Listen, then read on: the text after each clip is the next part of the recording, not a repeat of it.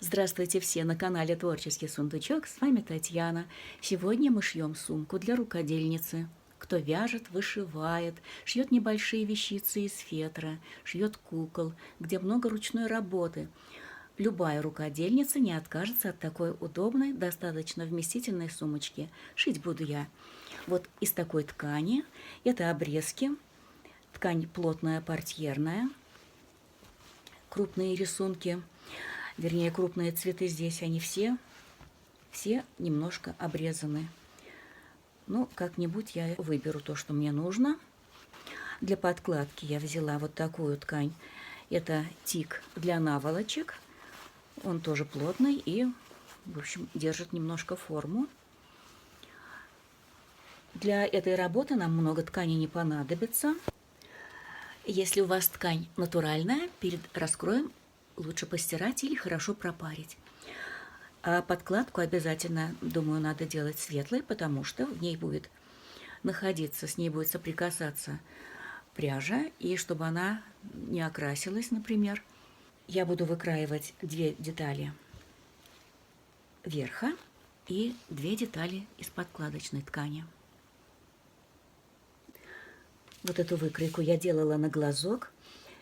И прежде чем шить, я примерила ее. Она оказалась очень удобной. Самая длинная линия – это вот линия сгиба 47 сантиметров. Со стороны ручки 4,5 сантиметра. Боковой шов 25,5 и со стороны донышка 16,5.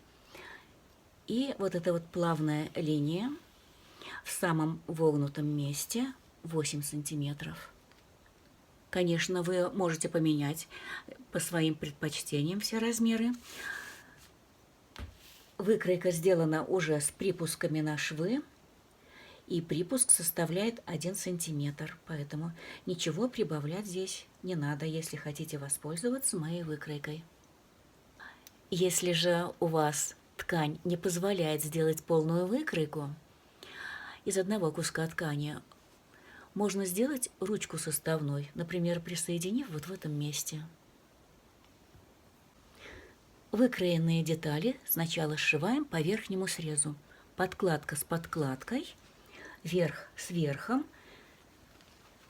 наложив лицом к лицу друг на друга, выравниваем и стачиваем. А на одну из деталей подкладки я пришила карман. Он, конечно же, не будет лишним. Вот, сшили, швы разутюжили. И теперь сшитые детали складываем лицевыми сторонами друг на друга. Вот таким образом.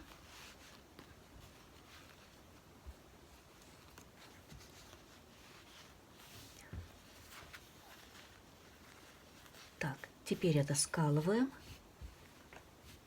и сострачиваем по вогнутым линиям. Прошили, и швы надо проутюжить, чтобы снять напряжение ткани.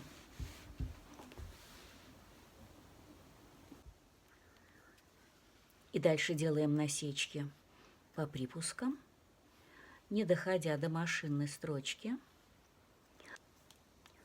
Сделать это необходимо, чтобы после выворачивания наш край лег красиво, чтобы припуски не тянули.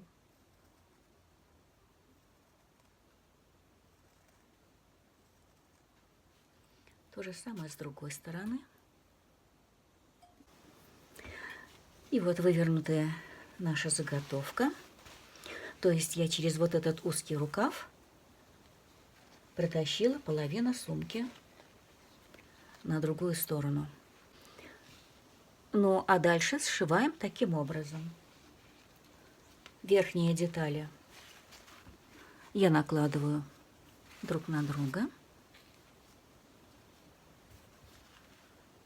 Деталь изнанки.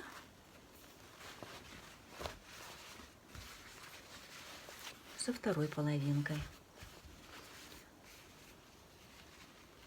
Ручки у нас остаются внутри. Таким образом сейчас выравниваем края и прострачиваем по всему периметру, оставив здесь отверстие для выворачивания. Совмещаем вот эти швы и припуски разводим в разные стороны, скалываем.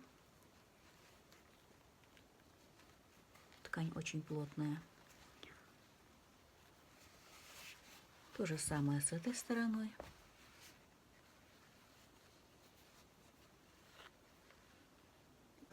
Вот, девочки, я ее вывернула, и она мне даже в таком виде нравится, но мне хочется сделать ее объемной.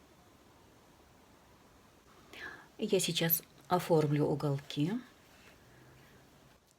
Ширина донышка у меня будет 9 сантиметров. Теперь срезаем лишнее. Итак, 4 уголка и выворачиваю. Отверстие для выворачивания я сшила руками потайными стежками. О, так она еще умеет стоять. Девочки, она пустая.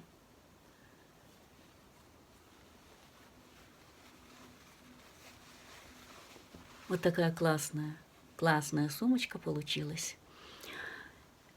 Это подарок к Рождеству моей дочери. Она большая любительница вязания, вяжет и крючком, и спицами, вяжет с детства, вяжет очень красивые вещи. Думаю, что ей сумочка понравится. Ну, а если вам понравилась сумочка, поддержите меня лайками, подписывайтесь на канал. И я с вами на этом прощаюсь. До скорой встречи.